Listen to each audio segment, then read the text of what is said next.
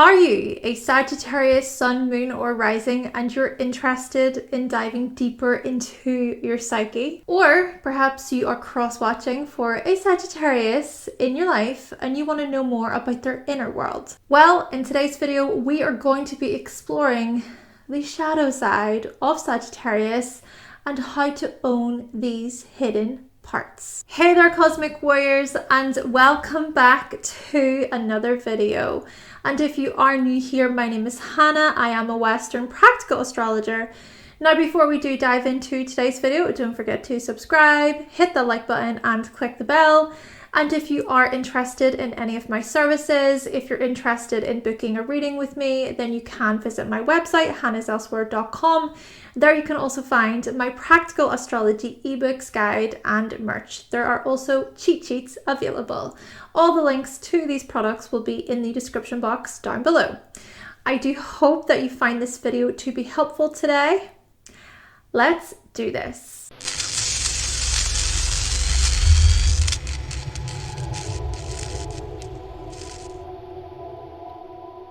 Okay, so before we do get into this, I do not claim to be a psychologist. This is simply me going off the knowledge I know about astrology. Take what I say today with a grain of salt and see how things resonate. And I also want to give a massive shout out to the author of this book, The 12 Houses, Howard Sasportas. Okay, so I strongly recommend this read. It is really great when understanding the houses in astrology. And really thanks to his knowledge, I have been able to create this series. Also, I suggest watching for your rising sign first and foremost, followed by your sun sign, then your moon sign, just to see how things resonate with you, see how things show up for you. And I will be using the whole sign system for this series. So we're going to be diving into your 7th, 4th, 8th and 12th houses. This is because these are unconscious houses. They are tied to our shadow. And if you have any planets in these houses, consider them. And one more thing to mention, this information is in conjunction with Jungian psychology, so we will be exploring your shadow side. In short terms, Carl Jung explored symbolism and archetypes, and you could say that the 12 signs are archetypes. So on that note, let's explore your shadow, Sagittarius, and how you come to own it. Sagittarius, you greet life with enthusiasm, honesty, openness, and a whole lot of positivity. You can be talkative, intellectual, generous, and good-humored. You sure know how to fill up a room with your laugh, with your smile. Your smile can actually be contagious, and you can be super enjoyable to be around. And there seems to always be something you're willing to teach people. You will share your experiences and add to other people's. You'll pass on your knowledge whilst learning from others, so what they share as well. Perhaps in your eyes, life is about experience, or it's about exploring the many possibilities, okay? Opening yourself up to the possibilities. And what we notice when it comes to your symbol, which is the centaur, is how there is one side of you that seeks to reach great heights. This part of you that aims your arrow to the next goal, okay? Or at the next goal. The next big achievement, the next big win, right? You can be highly aspirational people who hold yourself to a pretty high standard. You seek to follow your moral compass. But then there is this other side of you, the animal side. This part of you that is instinctive and is much more concerned about your survival. Side note here, I find this to be very fascinating when we look more into your symbol, Sagittarius, because when we look at the 3 fire signs, so Aries is tied to survival, instinct, and those animal urges. This sign is the most selfish out of the entire zodiac. But then there's Leo. Okay, so Leo is tied to the sustainment of life, maintaining our energy and reproducing. This sign is associated with offspring. But then there is you, Sagittarius, the sign tied to morality, ethics, spirituality, philosophy, and so on, having a belief system. You could say that such things are connected to the human side of the centaur. Yet, it's the horse side of the centaur that reminds you of your animal instincts. To think that as a society, we have advanced, but to also remember where we've come from, how we as a humanity have grown in our consciousness. And so, really, all of this is to say, it is you, Sagittarius, that bridges the gap between selfishness and virtue, between survival and, well, morals. And it's recognizing that you possess both the animal instinct and the human intelligence within you. But can they work together, especially when you are aiming toward that goal? And another thing that I want to mention with this is I think that when you are aligned with your higher self, you are noble, honorable, you're dignified, you're loyal. And when you share and teach, you do so with honesty, integrity, courage, strength, and with plenty of heart.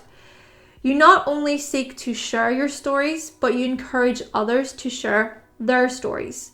You also bring light and hope to others. There is so much love you can pass on to those that you deeply care about. On the other hand, you can also have this tendency of striving for the next thing, then the next thing, then the next thing. And while such aspirations are admirable, and you usually are applauded and noticed for your dedication, for your hard work, for your accomplishments, but once you get there, once you arrive at your destination, there seems to be another goal on the horizon, something else that is shiny and new and wonderful. Perhaps there is more pleasure and enjoyment in the journey itself.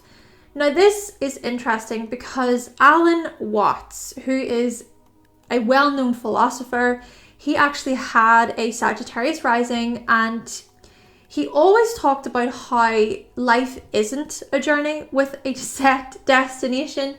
He said, there is a danger in thinking that life is a journey, some sort of pilgrimage with a purpose at the end to be enjoyed.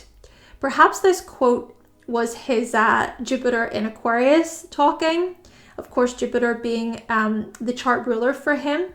But I wonder, is it that he was trying to express the importance of living our lives rather than wishing our lives away? Perhaps he learned this as a Sagittarius rising native. And also to think of the number of people who he inspired with his message, myself included. But yes, he has inspired many people with his message within his teachings and his lectures. And it's you, Sagittarius, who inspires others. And you also are inspired by others. Other people inspire you. And the thing is that your consciousness expands, and there seems to be something meaningful about life, something symbolic. You relate life to something bigger, to a larger truth. So looking at religion, philosophy, spirituality as examples. Though perhaps a challenge for you is inflating things far too much, going overboard, biting off more than you can chew, living beyond your means, having so many aspirations but not enough practicality to make them happen, spreading yourself very wide and fearing commitment and responsibility. Those of you who can be super wild and careless, those of you who can lean too much toward your animal side, but then you see there are also those of you who can be super self-righteous and virtuous and preachy, judgmental. Those of you who lean too much toward your human side. Perhaps these parts come out during different stages throughout your life. And this is actually what leads me on to your descendant, which is Gemini. Gemini invites you to look at things more closely. Gemini gets you considering the details and to think about things objectively. See, whilst you can feel super inspired by a wider vision where you feel uplifted and excited, you can kind of get carried away with an idea without thinking logically. And I must admit, when it comes to the polarities here, the Gemini Sagittarius polarity is one I have struggled with understanding the most. And I think this is because I have seen these signs as so similar, like the most similar when we compare them to the other 5 polarities. But what I'm coming to realize here is Gemini pulls the facts from your broader concepts, Sagittarius.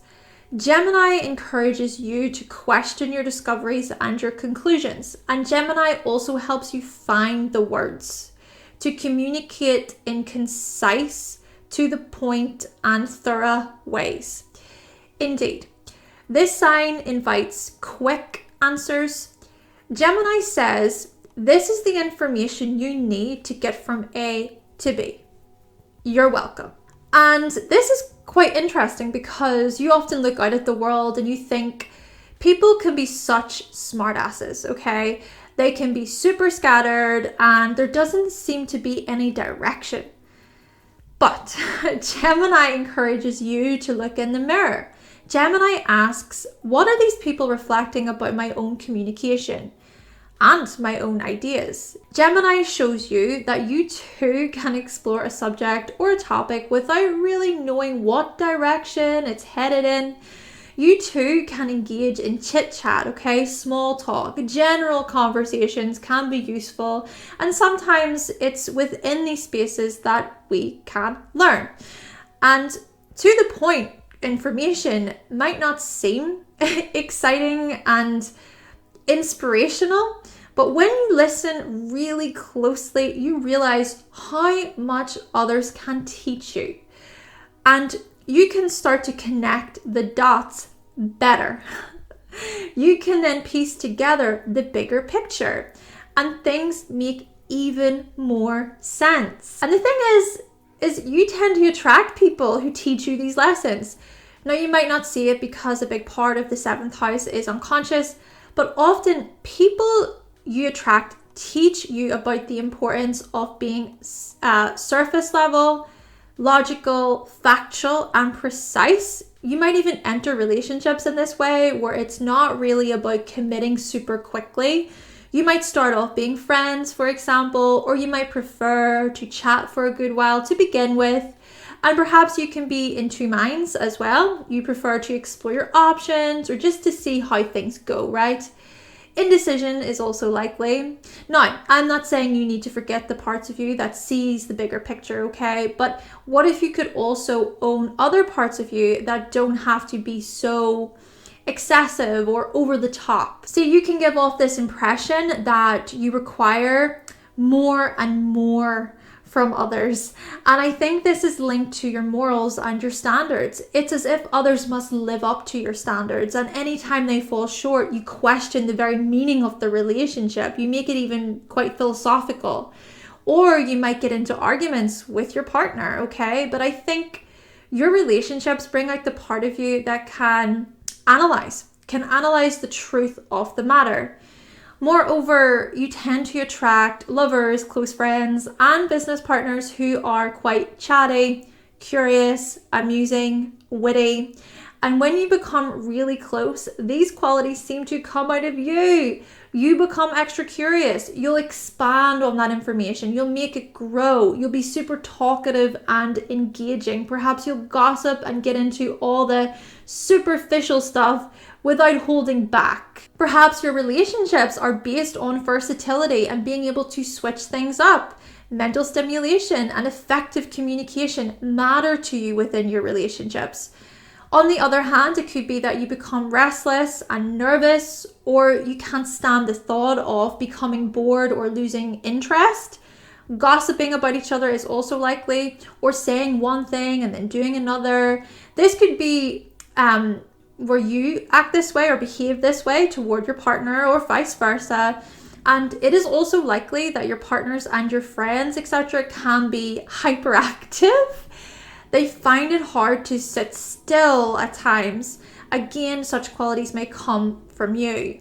And I suppose this is another thing about you, Sagittarius, and that is that you seek truth. But there is subjective truth and there is objective truth. And I think that sometimes you can overlook the objective truth when your needs aren't met, or maybe because it doesn't fit in with your beliefs. Or you can skim past important details when it suits you, right? Yeah, you have this side of you that can be quite generalized. And so when you are challenged on your generalizations or your broad statements, you might try to kind of talk your way out of such situations, or you'll take other people's opinions on board. On that note, Sagittarius, let's take you back to your childhood by exploring your 4th house / your IC. So you have Pisces here.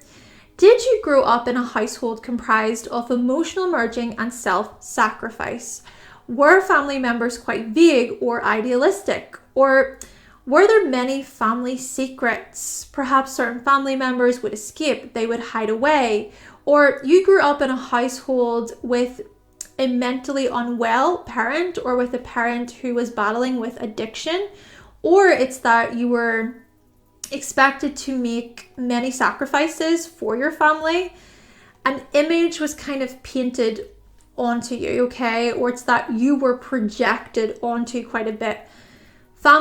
Your family didn't really know much about healthy emotional boundaries. Then again, there are those of you who grew up in a rather soulful home, a tender home, or perhaps it was comprised of spiritual beliefs, religious beliefs. Still, it could be that you grew up in a home where you felt loved and cared for and supported, and there was plenty of compassion from your parents, and you had space to imagine, to be creative, to lose yourself in a world of fantasy.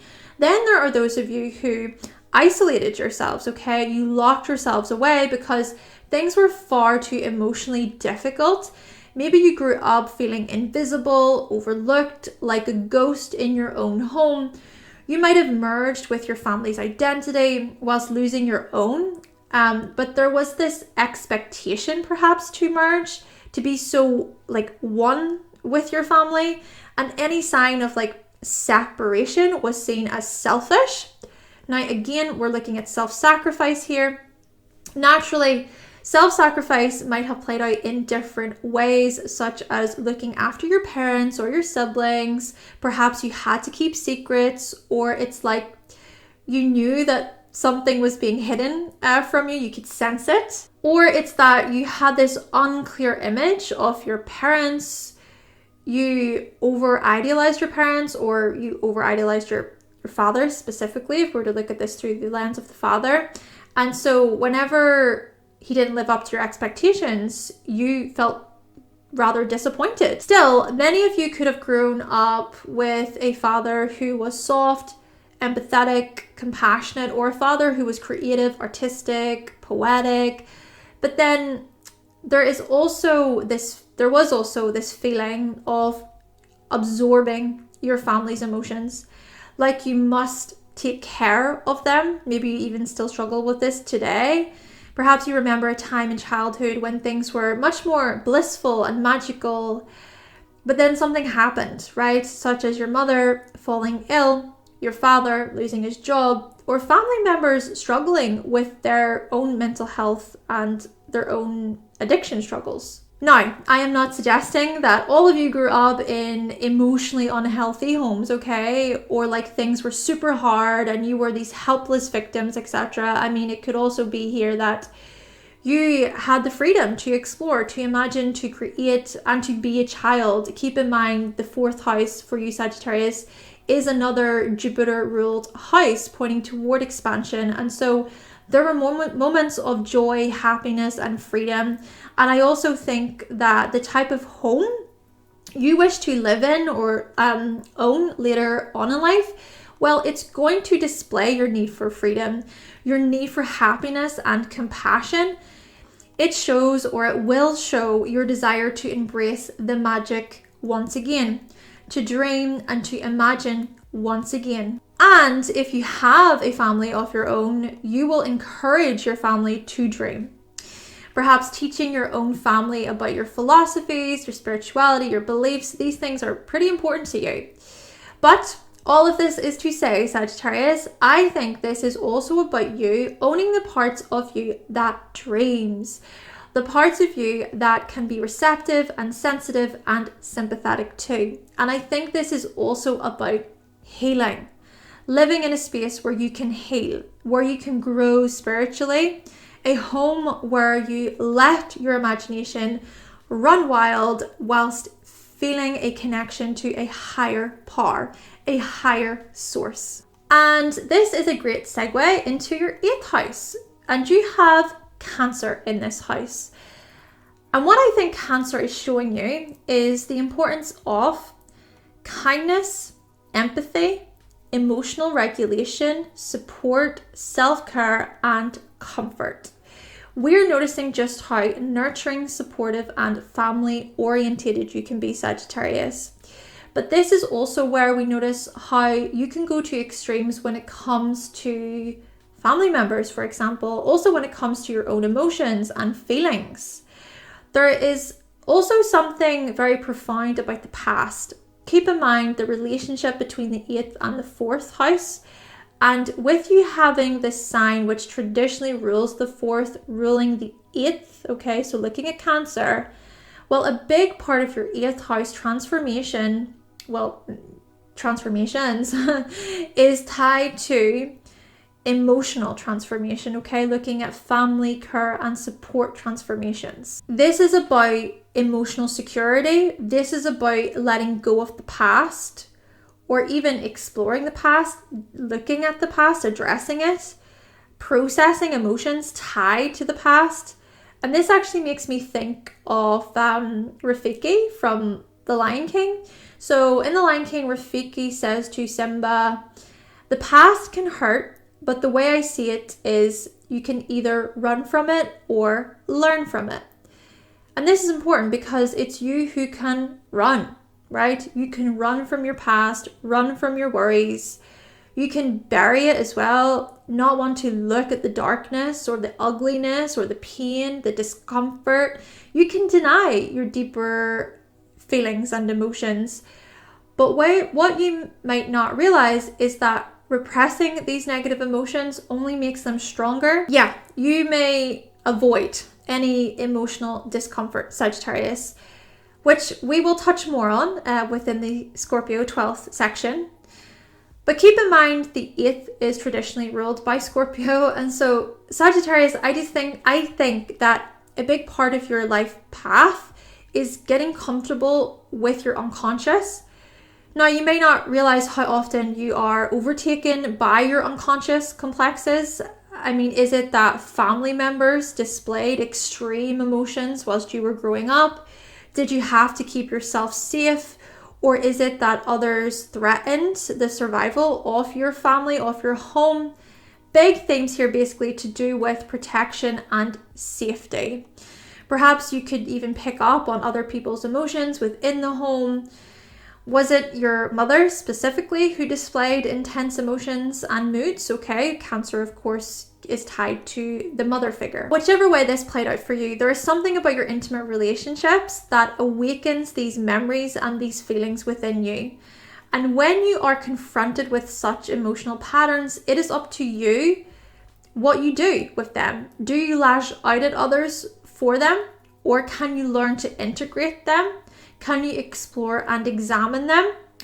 Maybe you can find a healthy outlet for your own intense feelings and emotions, or you can talk them through with people you feel safe with. Indeed, by you owning your Cancer parts, you can learn to manage your emotions so much better. But when such things are not integrated, you can be sullen, very defensive, overpowering as well. Now, on the other hand, you can be such warm, caring, insightful, and nurturing people. And the last thing that I want to mention in this section is perhaps parenthood transforms you, or emotional connection transforms you, vulnerability, okay? It could be a support group that assists you when it comes to your own healing, for instance. All right, so moving on to your 12th house, you have the sign of Scorpio here. And right off the bat, this suggests that some spiritual lessons you're coming to learn in this life are tied to renewal, transformation, transmutation, power, drive, and self-mastery. Yes, Scorpio here welcomes the part of you that can rise, Sagittarius, the part of you that can overcome. Scorpio invites emotional resilience and tapping into your personal power. I actually see this as Scorpio calling you to look at your darkness, your unconscious, your psyche, your shadow, to help you see that what you are capable of, both positively and negatively. You have the power to reach great heights, but you also have the power to self-destruct, to come crashing down, right? And so it's important to be vigilant, Sagittarius. Whilst you can see the best in people, there are those that exist who lurk in the shadows. People who may seem kind but are ruthless underneath. Then again, is this also pointing toward your own hidden cards? Is Scorpio pointing to your own ruthlessness, which you don't display outwardly to others? The part of you that can come out when you're under the influence, for example. And the thing about this too is Scorpio here suggests self-destruction, crisis, emotional fixation. Stay with me here. This could be where you drink a lot, you put your own life in danger to fixate on a past hurt or attack. This could also be where you're super paranoid of others, super suspicious, like they're trying to get one over on you, or they're trying to take away your success, or they're trying to take something from you. They want to tear you down. Now, on the flip side, this could also play out where others are like this toward you, okay? They're jealous, they're cruel, they're angry. You could be striving to reach all of your goals, Sagittarius, all whilst others grow resentful and bitter. Though, I think you learn really quickly who the real ones are, right? Who is honest, who is truthful, who's faithful, who's loyal toward you. But I think the most important thing here is you acknowledging your own self-destructive patterns. You might even take on other people's repressed emotions, okay? So their anger, their pain, etc. And if this is the case, perhaps you can learn to realize what belongs to you and what doesn't.